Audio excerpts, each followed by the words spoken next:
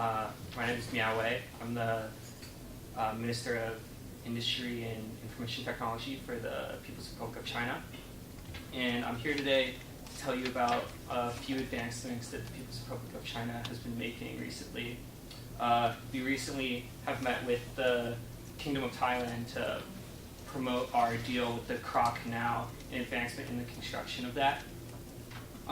We would like to make it very clear that the Kingdom of Thailand is the main player in the construction of the Kra Canal, and we are not in any way limiting their ability to express their opinions or trying to be imperialist in any sense. Furthermore, the People's Republic of China is proud to announce that later today we will be hosting a summit with the Russian Federation to discuss strengthening economic ties and further building a trade deal between the two countries. And lastly, the People's Republic of China would like to express our disappointment with the meeting between President Donald Trump and President Xi Jinping, as it was halted by certain allegations made by the United States. Thank you. Questions? Anyone?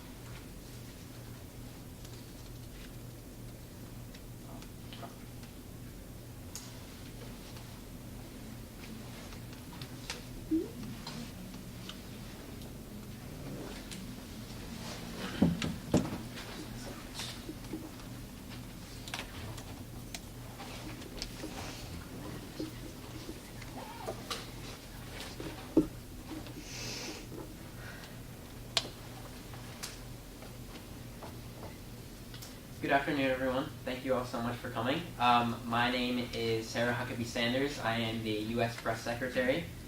I have a short prepared statement, a few updates, and then I'll be taking questions. President Trump is working diligently with our cabinet to handle all crises, domestic and abroad.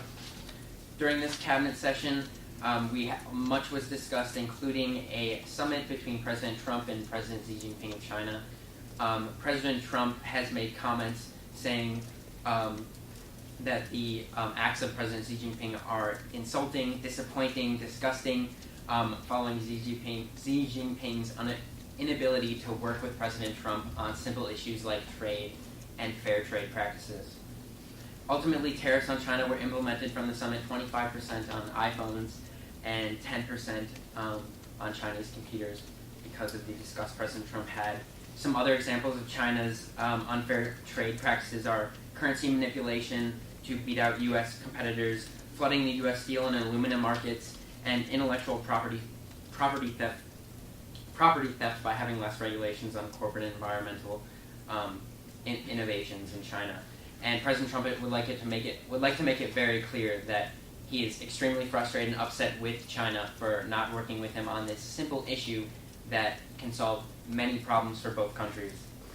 President Trump would also like to make it clear that the midterms were a great success. Republicans would have rightfully gained such seats in the House if it weren't for Democrats openly encouraging voter fraud. And this is an unprecedented thing for Democrats to say illegals should vote in the midterms.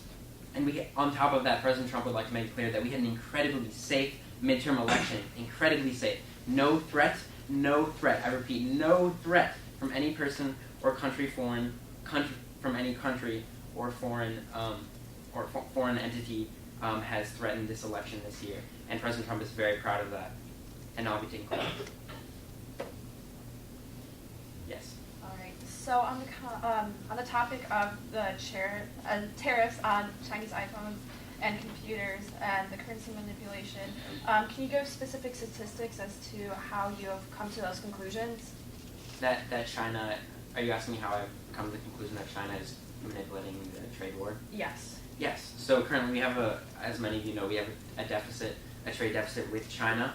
And so interestingly enough, China has lower regulations on environmental, corporate innovations, and just corporate regulations in general are less in China. And this is going against World Trade Organization rules because now Chinese competitors have a heightened advantage against U.S. competitors, so they can steal intellectual property like patents because they can move faster in China than they can in the U.S. And this is a huge problem because It's destroying U.S. companies, jobs are being lost, and President Trump wants to make it very clear that he's looking for reparations because of this. Yeah. Is it wise for the United States to use inflammatory rhetoric against a country, whether we like it or not, that we are dependent on for our economic stability? Are you referring to China? You're saying that? Yeah, I'm I'm referring to China. statements. Yeah, and I'd ask the same question of President Xi Jinping, who actually started by calling our great President Trump an orange buffoon on Twitter, and many other inflammatory remarks. We're simply following his lead because obviously he is making a fool of himself on the international community. President Trump also thinks that is childish and disgraceful of him to just call him that name and use that type of rhetoric. Am I on? Okay. Thank you.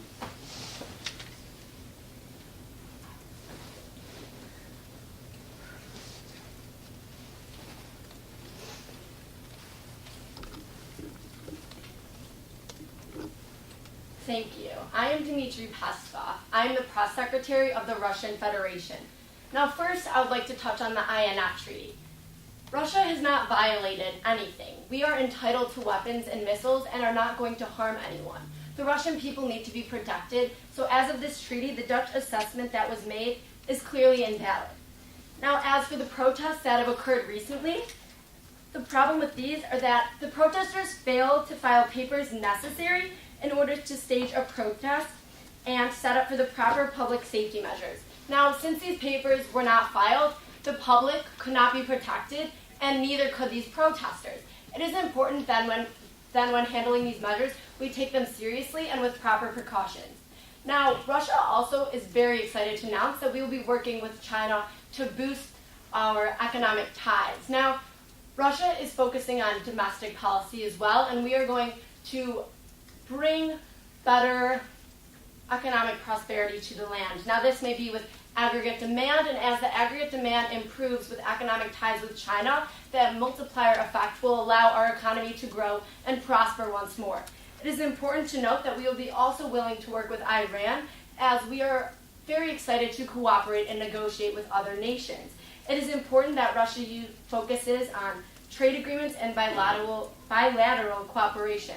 We are very excited to work with China and boost economic ties, but also would like to condemn what has been said earlier regarding the protesters and the INF Treaty. We firmly believe that what Russia has been doing now and will continue to do has not violated any policy, and we will continue to boost our own economy and create Russian prosperation for its citizens and her economy. I will be taking questions now. Thank you. Yes, in the back. You said that Russia will be working with Iran. How so? There has not been a final consensus on this right now, but we are willing to cooperate with them in the future. As for how that will be, I cannot disclose this information at that time. Yes. You said that Russia was entitled to weapons. However, do you believe that Russia is entitled to violate territorial integrity of other nations around Russia, such as Ukraine? So, Russia is entitled to these weapons, and we have not violated we have not violated the INF Treaty whatsoever, and we will not be violating any terms. Russia is entitled to expand as we can create our own prosperity, and in doing so, this means we will have to avoid negative externalities in the process.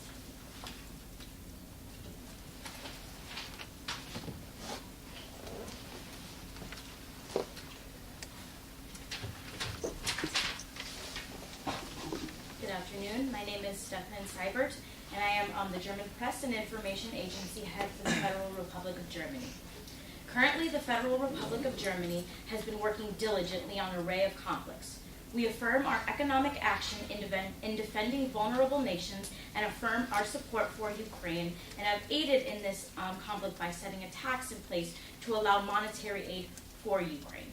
We have also made actions to work with and continually work with our allies in the EU and such in the Iran deal, and with Iran pulling out or threatening to pull out, and the negotiations to benefit Iran. The Federal Republic of Germany, in short, is continually working in unity with other nations to peacefully solve global conflicts. Any questions? Yes. So you mentioned a proposed tax to support nations that are in conflict. Can you give more detail at this time about the tax that was proposed? by Yes, Canada? so it is a kind of a tax revenue, on more of the higher income citizens, German citizens, and through this we are going to be funding some of this to Ukraine. Yes. And you stated that Germany is working to help aid Iran. In what ways were you going? We are essentially working with other EU member nations to provide subsidies for Iran so that they don't pull out of the deal. Thank you.